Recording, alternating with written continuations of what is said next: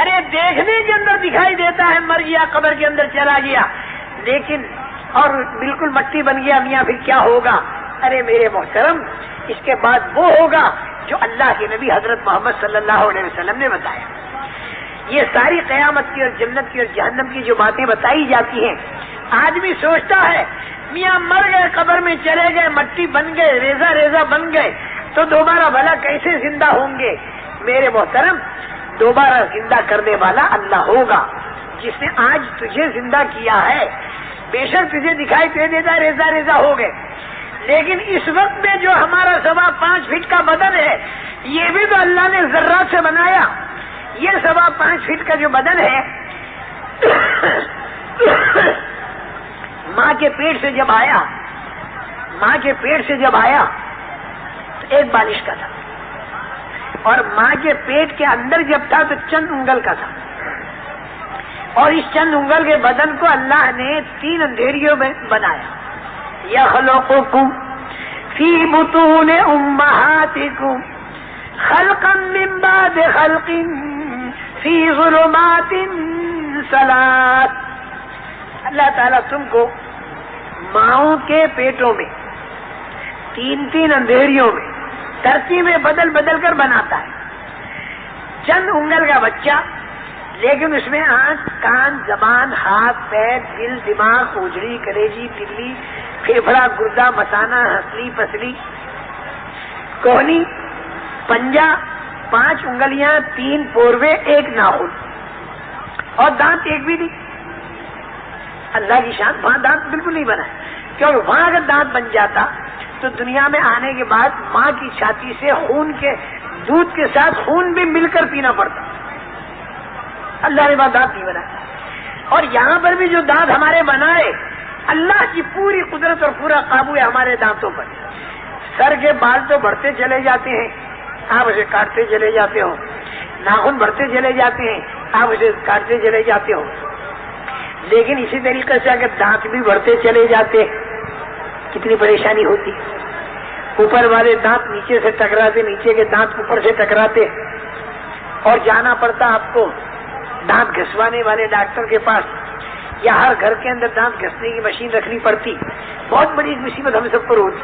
اللہ کا بہت بڑا کرم کہ دانتوں کے بڑھانے کی حد اللہ نے رکھی، اس کے آگے دانت نہیں بڑھتے، زبان بھی اس کے آگے نہیں بڑھتی، کیونکہ زبان بھی اگر آگے بڑھنے لگی سینے پر لٹکے گی، ناک پر لٹکے گی، پھر ایک دم زمین پر، پھر پیر پر، اور پھر زبان کو یوں اٹھا کے چلنا پڑے گا، ورنہ مٹی زبان پر لگے، بولنا مشکل، کھانا مشکل، زبان کو نہیں بڑھنے دیا۔ آنکھوں کے اندر جو بھاؤ ہے یہ تو خیر بڑھتی ہے، لیکن پلک کے بال کو اللہ نہیں بڑھنے دیتے، جتنے ہیں اتنے کے اتنے، نہ ہی اسے کاٹتا بھی نہیں۔ اگر پلک کے بال نہ ہو تو اندر کچرا چلا جائے، اور پلک کے بال بڑھتے رہے تو آنکھیں ڈھک جائیں، تو اللہ نے پلک کے بال پر ایسا نظام رکھا کہ وہ تو بڑھے نہیں، تاکہ میرے بندے کی آنکھ میں کچرا بھی نہ جائے اور میرے بندے کی آنکھ بند بھی نہ ہو جائے۔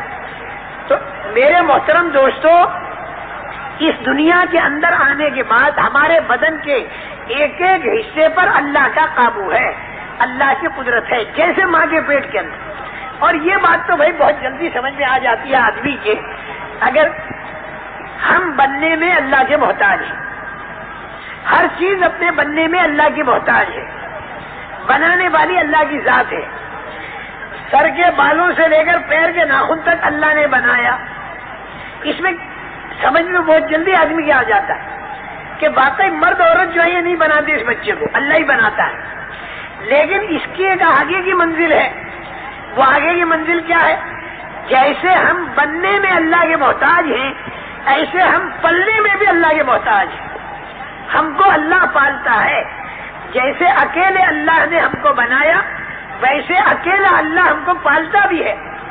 ہماری پرورش میں دکان شریک نہیں، ہم دکانوں سے نہیں پلتے، ہم کو اللہ پالتا ہے۔ ہم کھیتوں سے نہیں پلتے، ہم کو اللہ پالتا ہے۔ ہم روپے پیسے سے نہیں پلتے، ہم کو اللہ پالتا ہے۔ یہ یقین دلوں کے اندر جب اترتا ہے تو پھر آدمی کی زندگی میں دین آتا ہے، ورنہ دین آنا مشکل۔ ہم کو دیکھیں، میں آپ کو بتاؤں، عالم ارواح میں سارے انسانوں کی روحوں کو اللہ نے جمع کیا۔ ساری روحوں کو اللہ نے یہ پوچھا کہ الست بربکم، کیا میں تمہارا رب نہیں ہوں؟ تو سب نے کہا بے شک ہے اللہ تو ہمارا رب ہے۔ ابو جہل اور قارون فرعون کی روحوں نے بھی یہ کہا، کیونکہ وہاں امتحان کی کوئی چیز نہیں تھی، ملک مال روپیہ پیسہ نہیں تھا، وہ صرف اللہ تھا، تو وہاں پر ساری دنیا کے انسانوں کی روحوں کا اتفاق تھا کہ پالنے والے اللہ ہیں۔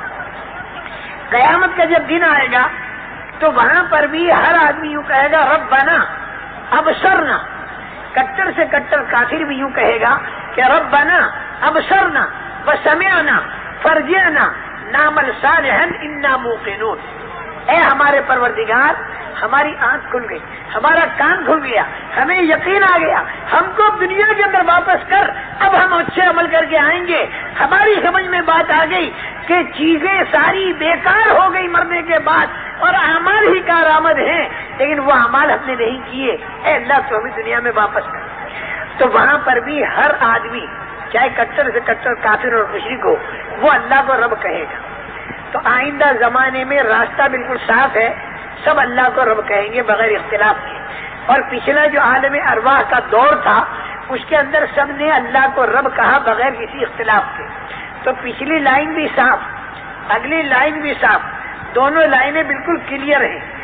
اب اگر بیچ کی لائن جو دنیا کے اندر ہم ہیں اس کے اندر بھی اگر ہم یہ کہہ دیں کہ اللہ ہمارا رب ہے اور صرف زبان سے نہ کہیں بلکہ یہ ہمارے دل کے اندر یہ آواز بن جائے تو پچھلی سے پچھلی لائن مل گئی، اگلی سے اگلی لائن مل گئی، اور یہ ہو گیا صراط مستقیم، بالکل سیدھا راستہ جو اللہ کی رضا تک پہنچانے والا، جو جنت تک پہنچانے والا، جو قبر کے اندر خدا کی رحمتوں کا برسوانے والا، یہ ہے وہ اہدنا الصراط المستقیم، سیدھا راستہ۔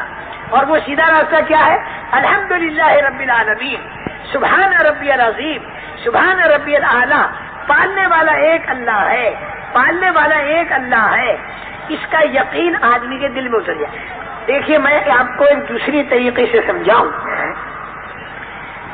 ماں کے پیٹ میں بغیر دکان کھیت کے اللہ نے پالا، دکان کھیت نہیں تھی، جنت کے اندر لے جا کر بغیر دکان کھیت کے اللہ پالے گا، وہاں پر بھی دکان کھیت نہیں ہوگی۔ اچھا، اس دنیا کے اندر ہاتھیوں کو، مچھلیوں کو، چونٹیوں کو، بلکہ ویلس مچھلی کو، ویلس مچھلی جو ہوتی ہے پہاڑ سے بڑی ہوتی ہے اور ہزاروں آدمیوں کے برابر کھاتی ہے اور اس کا کوئی کاروبار نہیں ہوتا، لیکن اس کو بھی اللہ پالتے ہیں۔ ذرا سوچنے کی بات یہ ہے کہ ماں کے پیٹ کے اندر کاروبار کے بغیر اللہ پال چکا، جنت میں کاروبار کے بغیر اللہ پالے گا، دنیا کے اندر ویلس مچھلی اور ہاتھی کو بغیر کاروبار کے اللہ پالتا ہے۔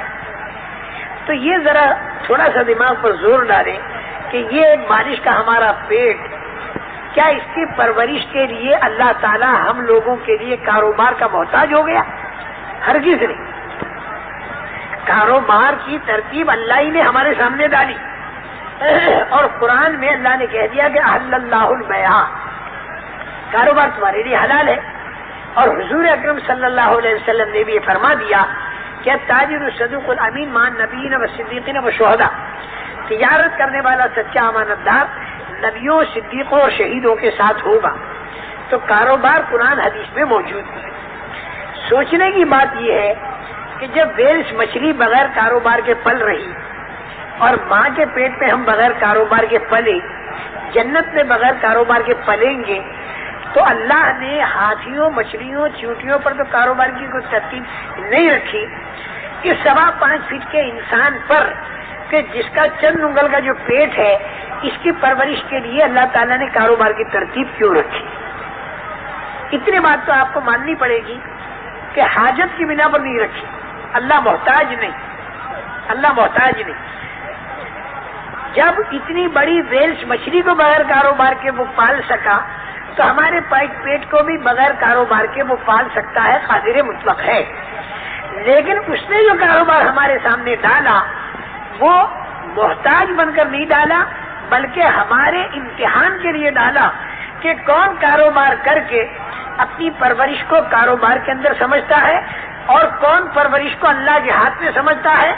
جو آدمی اللہ کے ہاتھ میں پرورش کو سمجھے گا تو وہ کاروبار کو اتنا لگے گا جتنے کا حکم ملے گا، جتنے کی اجازت ملے گی اور ایسا لگے گا جیسے کی اجازت ملے گی، وہ آزادی کے ساتھ میں کاروبار کو نہیں لگے گا، اس لیے کہ وہ کہے گا کہ میں کاروبار میں پلنے کے لیے نہیں بیٹھا، بلکہ میں کاروبار میں پالنے والے کو راضی کرنے کے لیے بیٹھا ہوں۔ جب پالنے والے کو میں راضی کرنے کے لیے بیٹھا ہوں تو اگر تبوک کا موقع آ گیا اور اس کے اندر اللہ کے راستے میں نکلنے کے لیے آیتیں اتر آئیں، انفروا خفافا وثقالا، ہلکے ہو یا بھاری نکل جاؤ۔ اب وہ کاروبار کی سیزن تھی، اب کاروبار کی سیزن کے اندر جب نکلنے کا حکم ملا تو جیسے ہم لوگوں پر بوجھ پڑتا ہے کہ ایک طرف کاروبار کا سیزن ہو اور ایک طرف اللہ کے راستے میں نکلنے کا تقاضا ہو تو آدمی پر بوجھ پڑتا ہے۔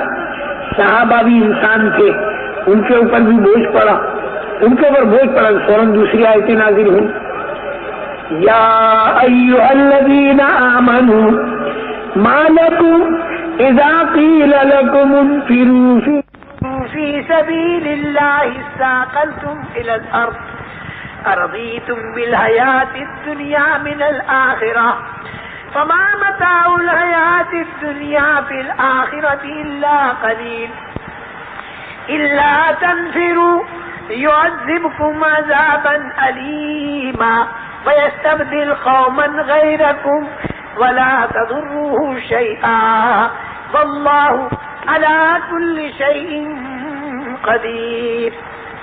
اے ایمان والو، تم کو کیا ہو گیا؟